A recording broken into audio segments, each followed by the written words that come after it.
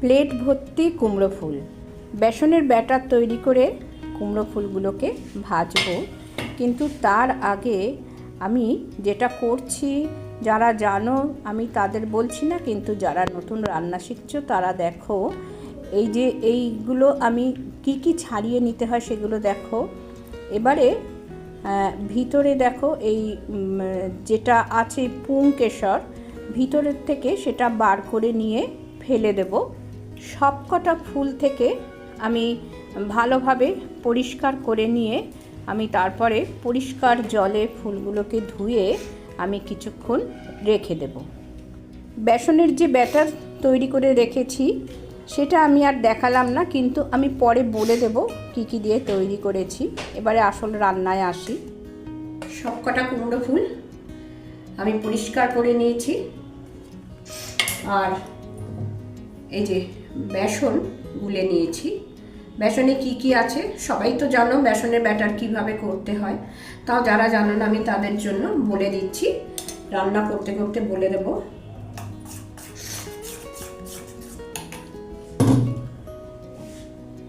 গ্যাসটা অন করলাম,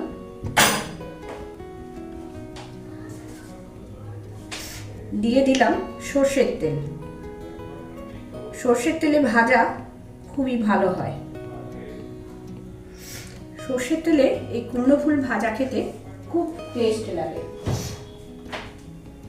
তা চলো ততক্ষণ তেলটা গরম হোক, আমি বেসনের ব্যাটারটা একটুখানি ভালো করে ফেটিয়ে নিই। তেলটা মনে হচ্ছে গরম হয়ে গেছে, মনে হচ্ছে না, তেল দিয়ে তো ভালোই ধোয়া বেরোচ্ছে। এবারে আমি দেখাই, বেসনে খুব একটা বেশি ডোবাবার দরকার নেই, ব্যাটার একটু পাতলা হলেও কোনো অসুবিধা নেই। নিয়ে এরমভাবে চেঁচে নিতে হবে।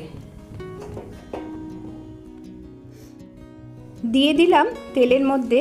তেল যদি খুব বেশি গরম হয়ে যায় তাহলে গ্যাসের ফ্লেমটাকে একটু সিমে করে দিতে হবে। দিয়ে আর কুমড়ো ফুলের ওপরে তেলটাকে এরকমভাবে ছড়িয়ে দিতে হবে।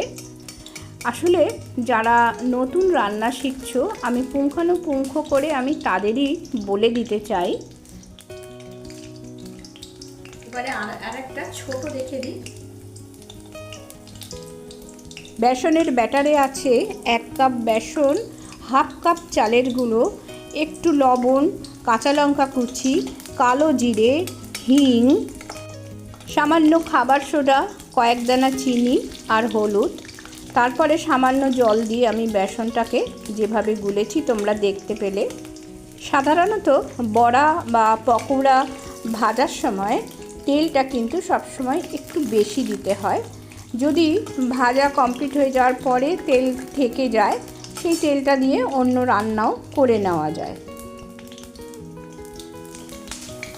এই যে এটা এখনো কিন্তু ঠিক ভাজা হয়নি, এই সময় একবার তুলে রেখে আবার যদি মিনিট 10 পরে আর একবার ভাজা যায় তাহলে কিন্তু এই পকোড়া খুব মচমচে হয়।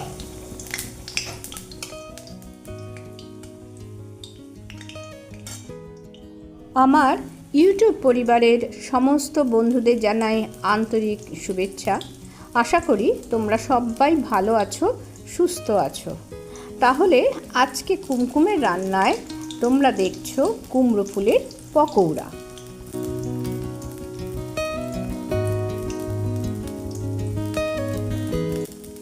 বাজারে কুমড়ো ফুল সাধারণত সকালের দিকে ভালো পাওয়া যায়, সব বিক্রিটাও সকালের দিকেই বেশি হয়।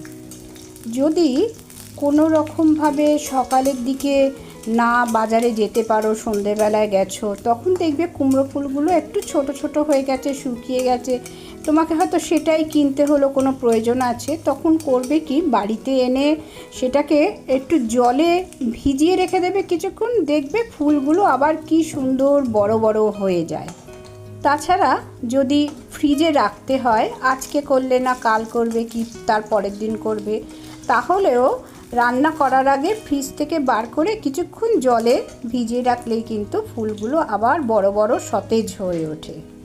এই ছোট্ট টিপসটা যারা জানো না তাদের জানার জন্যেই কিন্তু আমি টিপসটা দিয়ে রাখলাম। কথা বলতে বলতে 2-3 বার ভাজাটা দেখানো হয়ে গেল। এবার এইটা তুলে রাখবো, এইরকম অল্প ভাজার পরে তুলে রাখবো।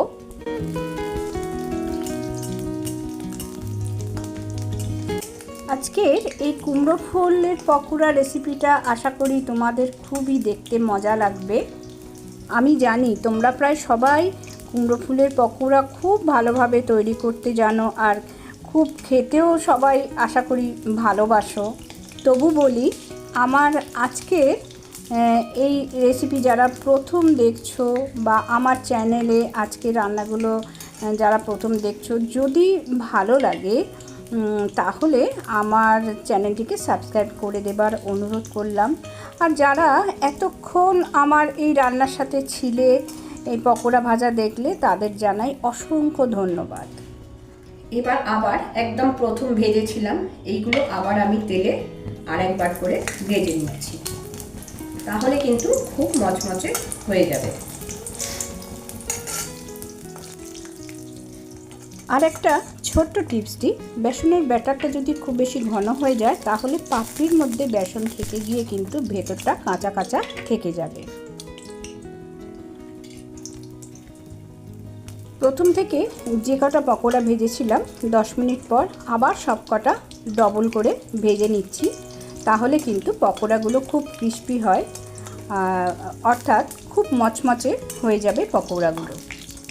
এই কুমড়ো ফুলের পকোড়া সব থেকে বেশি ভালো লাগবে কাঁচা আমের টক ডাল দিয়ে।